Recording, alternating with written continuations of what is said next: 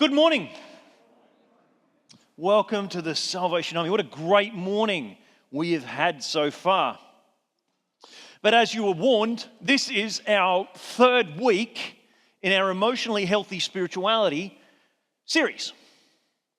And this week, we're talking about going back in order to go forward. We are talking about history, family, and our past.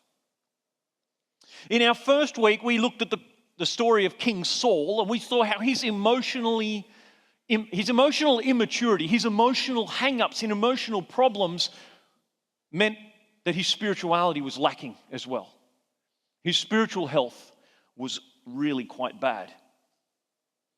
Last week, we looked at King David. When King David picked up those stones, he knew himself.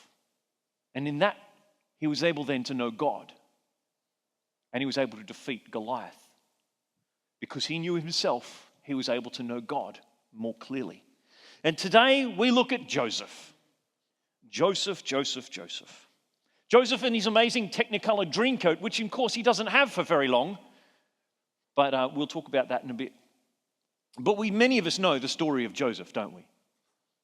Do we know the story of Joseph? Well, we are going to talk about families today. And we're going to talk about what it means to have a healthy family, to have a nurturing family. There are 5 basic needs that psychologists say you need to have as you grow up, as you develop. The first is the need for place. You know, a sense of belonging in the world that has a spot for you. Born into an environment where a nest has been prepared and you have your place and you know it. The second is the need for nurturing. We need the encouragement to try things, to explore, to be curious, to be growing. And of course, when we do try new things, when we do explore, we need the support. We need that nurturing support, the caring and loving environment, the words and the gestures of appreciation. And as we grow and as we develop, we have a need for protection from the things that can harm us as we try and explore and as we grow. And of course, we need limits. We need boundaries. We need to know the direction in which to grow. People without boundaries tend to end up in quite a high level of narcissistic self-absorption, which is a double statement of the same thing. And all these things would be true in your ideal family. All these things would be perfect in an ideal family. But families are troubled and broken. They're not perfect. Ever since the first family, Cain and Abel, Cain murders Abel in a fit of jealousy. And ever since, families have been broken in one way or another. They've been imperfect. All throughout Genesis, actually, and of course we're going to see this in the story we read today, all throughout Genesis, all throughout the Bible, all throughout history, families have displayed destructive behaviors. We see things like criticism, the abuse of authority. We see lying, we see emotional withholding, we see breaking of promises, we see intimidation, blaming, denying secrets, pressure tactics, shaming, put-downs, and passive-aggressive behavior. Not every family is going to be all of those things, obviously. We would be in real trouble. But even in the very best of families, there is imperfection. There is sin, there is a brokenness. Certainly true in my family. If you ask my kids on a good day, the very best of families. Nobody grows up. I don't know about you, but what scars and things you have. I have a little scar here, which you can't see, but trust me, it's there. I have scar here. I have bits and pieces, scars and broken bits. Who's got scars and stuff? Bits where your body doesn't. It's not perfect. It still works. Mostly. It's not perfect, all right? And just like as we were growing up and as we grow through life, we collect physical scars and illnesses and broken bits. We do so emotionally as well. And emotional health is about stopping, looking back, reflecting, and reconciling ourselves. So the challenge today is to reflect on some of the wounds and the scars that we've picked up. Taking the time to reflect on our own personal history and culture and allowing ourselves to be healed and sealed by the Holy Spirit so that we can better be authentic people, down-to-earth selves as we walk through the world. We have to go back in order to go forward. So, read for us earlier, thank you, Max, was the story of Joseph, near the end of Joseph's life. Now, Joseph takes up quite a section of the book of Genesis. Joseph himself is a huge figure in the book of Genesis. You know, his great-great-grandfather was Abraham. Abraham, Isaac, Jacob, the three patriarchs of the three major faiths of the world. And then there's Joseph, the son. And Joseph takes up more chapters in Genesis than almost anything else. From chapter 37 through to chapter 50 is the story of Joseph. So you can read that if you like.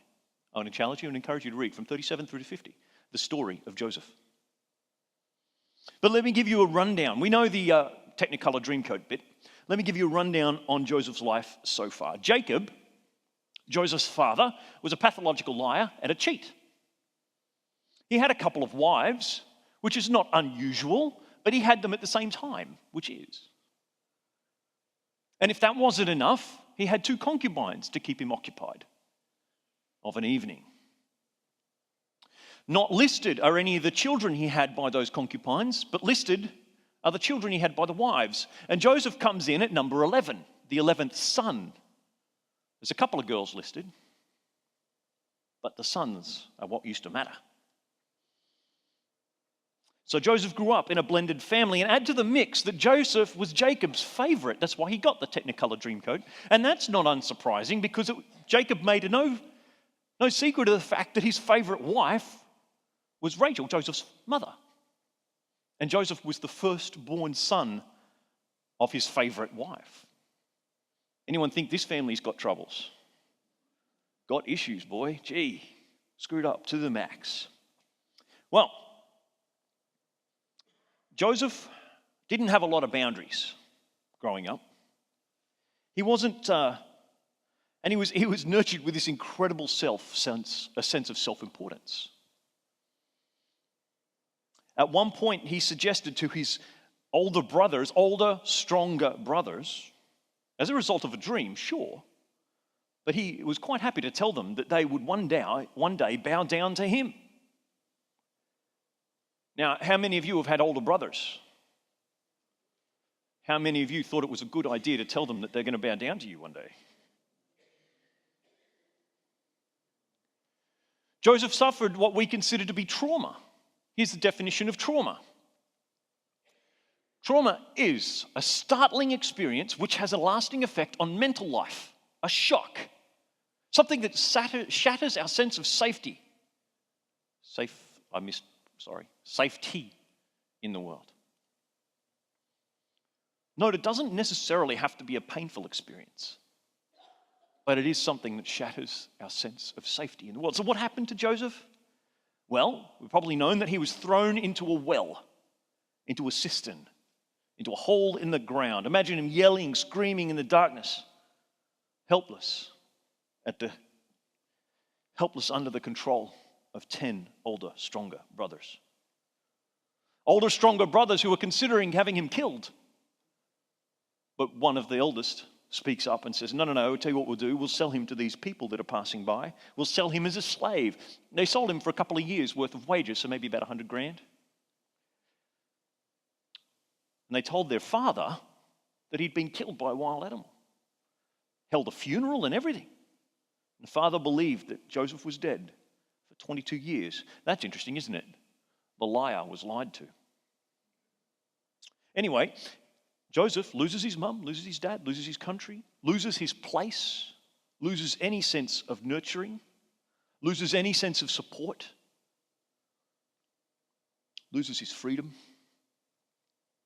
So he's sold to a wealthy Egyptian whose wife takes a liking to him and accuses him of rape when he won't go to bed with her. So he's thrown in prison unjustly, where he spends 11 to 13 years, which is unusual because usually if someone is thrown into prison in those days, you were left there. That was it. That was done. You were never coming out. You would be forgotten if you were a slave, and there was nobody in the outside who cared about you. That was the end for Joseph. But it wasn't. The Pharaoh has a dream. The king, the Pharaoh himself, has a dream and nobody can interpret it. But Joseph can. And through a startling series of events, Joseph is brought up and out of prison to speak to the king. And his wisdom and authority and his ability to speak what the king needs to know means that he is elevated to the second highest in the land, put in charge of supplies, where he collects grain and so on. Through an incredibly difficult famine, Joseph ensures there is food. He saves the lives of hundreds of thousands of people, including his own family, who come from faraway country down to Egypt. And then he makes some restitution with his family. He makes some sort of reconciliation with his family, which is a very interesting passage. But now we come to the story at the end of Joseph's life. Joseph is incredibly powerful, second only to the Pharaoh. At his command, his brothers could be slain without any question or worry. No court in the land cares what Joseph does, and no one's going to hold him accountable to it because he is second in command. So, Joseph and his brothers have headed back to Canaan because Jacob had died. So they went back to Canaan to bury their father. And they traveled then all the way back to Egypt. And his brothers come to him and they say, look, see, they're still concerned that Joseph bears a grudge toward them, which in my mind is quite reasonable to do, right? They sold him into slavery. But they come to him and they think that maybe Joseph is just being nice to them all this time because their father was still alive. So he was being nice to them because of for the sake of their father. And now that their father had gone, they thought Joseph is now going to kill them. And we come to this incredible line, this incredible text. Joseph says this to them. He says, don't be afraid. Am I in the place of God? You intended to harm me, but God intended it for good, to accomplish what is now being done, the saving of many lives. So then don't be afraid. I will provide for you and your children. He reassured them and he spoke kindly to them. Each of these phrases is an incredible example of emotionally healthy spirituality. He says, am I in the place of God? He said, you meant it for good, evil, but God meant it for good. And he said, you do not be afraid, I will take care of your children. In other words, we're going to unpack this a little bit. And we're going to see that when we go back into our past and when we deal with the things of the past, there are three things we need to be aware of. Three things. One, we want to avoid God's chair. Two, we want to take God's view. And three, we're going to action God's love. So let's begin. Am I in the place of God? He says, his first phrase. See, putting yourself in the place of God is at the heart of all evil in the world. If we look back to Genesis chapter 3, the story of Adam and Eve, they eat the fruit of the tree of the knowledge of good and evil. They take it upon themselves to decide what is good and what is bad. A place which is reserved for God. Only God is the true moral authority. But they take it upon themselves. And that is the root of all evil. So Joseph's brothers say, will you forgive us? And Joseph says, of course I'll forgive you. What? Am I sitting in the place of God? This tells us something that's hard to hear. Every person who keeps a grudge, every person who stays resentful, every person who holds on to their anger towards someone who has harmed them is sitting in God's seat.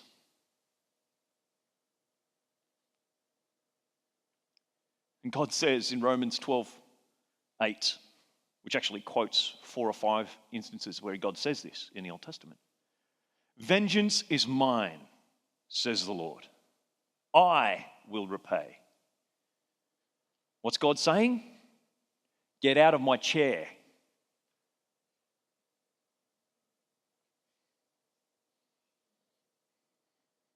If you sit in judgment in your heart over someone who has wronged you, you're sitting there thinking you know what you'd like to see happen. You think you know what they deserve, but you don't. You don't know what they deserve. You don't know what's happened in their life. You don't know what they've suffered already. You don't know what kind of influences they've had. You don't know. To sit and think you know that's what someone deserves means you're in God's chair. We need to get out. Because when someone does evil to us, we're walking on the edge. Because if we refuse to forgive, if we refuse to let go of the anger, if we even want to seek the power to get them back, it's a peril. Because we become evil ourselves. It's almost as if the evil that motivates them is contagious and seeps into us. Because if we don't forgive, become cold, become self-absorbed, wrapped up in self-pity and self-centeredness. If we try and beat them at their own game, if we try and pay them back, we lose. By repaying evil with evil, we become evil. It's the plot of Lord of the Rings, isn't it?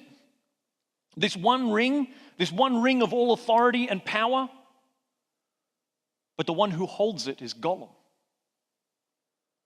The Gollum who becomes self-obsessed, self-absorbed, lives at the bottom of the deepest cave under the weight of a giant mountain. The only thing to do with that kind of power and authority is cast it into a lake of fire. Tim Keller writes this, which I think is excellent. The fastest way to become like Satan is to try to be God. The fastest way to become like God is to refuse to be God. Isn't that wonderful? Isn't that a challenge? So the first mark of an emotionally healthy person is to get out of God's chair. And the second thing he does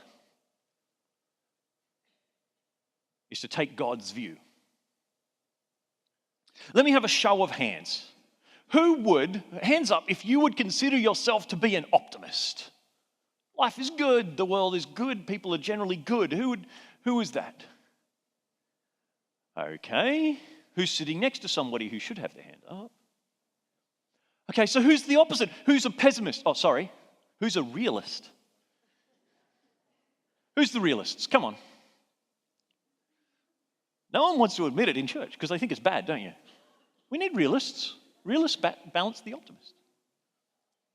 Now, you see, in most of life, from a human perspective, we see all of life is optimism or pessimism. We see it as good or bad.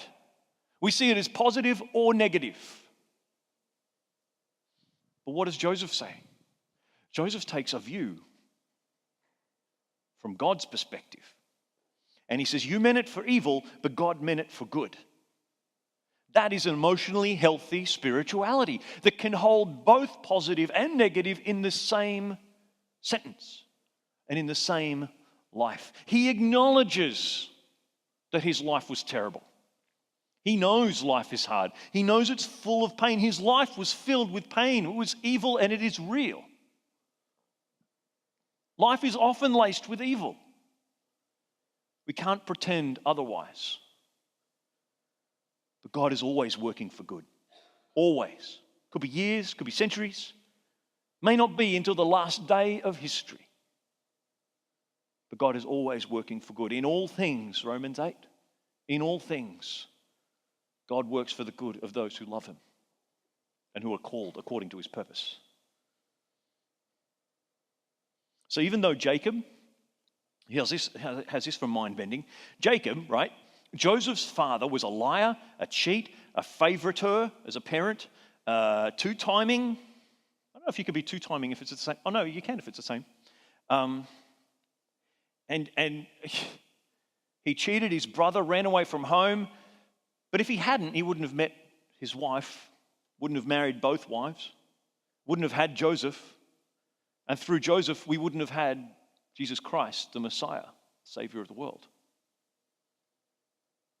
God works good, regardless. And this is incredibly good news because it means you can't ruin your life. You can never get to the point where your life could be written off. You might feel that way, but you never are. Your life is never beyond purpose. Your life is never beyond the love of God. No power on earth can ruin your life. Even you can't. Even you can't destroy God's loving plan and care for you. So what Joseph is saying, the reason I can forgive you is because you can't sink me. You tried, but you can't. Nobody can sink me.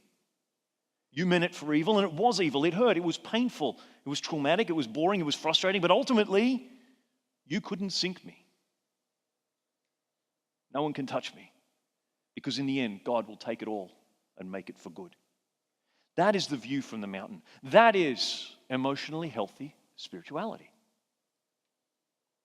And so finally,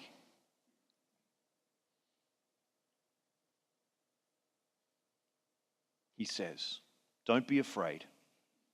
I will provide for you, provide for your children. He reassures them and spoke kindly to them. He is loving his enemies. He is acting for God in front of his enemies. That's hard. I admit that that's hard. Some of you might be sitting there thinking, well, you don't know what happened to me. You don't know what it was like at this time, at this place. Joseph could do that. He's like some biblical figure. He's like a hero of the Bible. Of course he can do that. But you see, he could do that because he was emotionally healthy in his spirituality. And he did it because points 1 and point 2.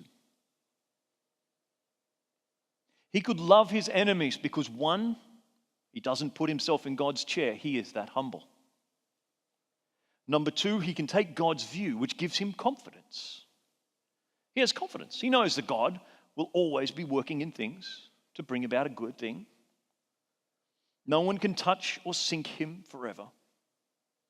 So if you're going to love your enemies, if we're going to take the time to step back, to reflect, to think about those people who have hurt us, and try and find a way to forgive them, we need to see things the way Joseph did. With incredible humility and an incredible confidence in God, in our spiritual understanding. We're going to sing this song. Kids are going to come and we're going to sing Mighty to Save.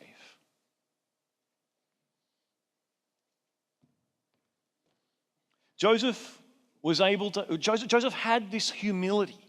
He had this confidence because he knew that God loved him.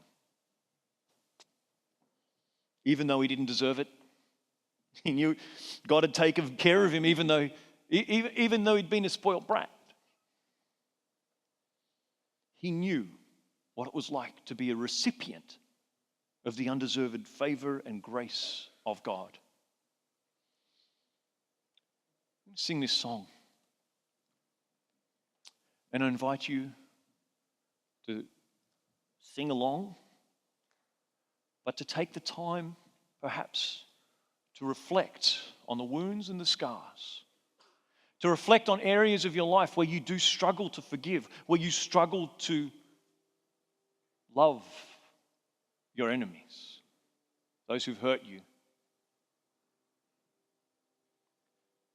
And to remember, perhaps to get out of God's chair. perhaps to ask God to help you find the ways to love them. We're going to take the time, we're going to sing this song, and I invite you to reflect, and to pray, and to ask God for help.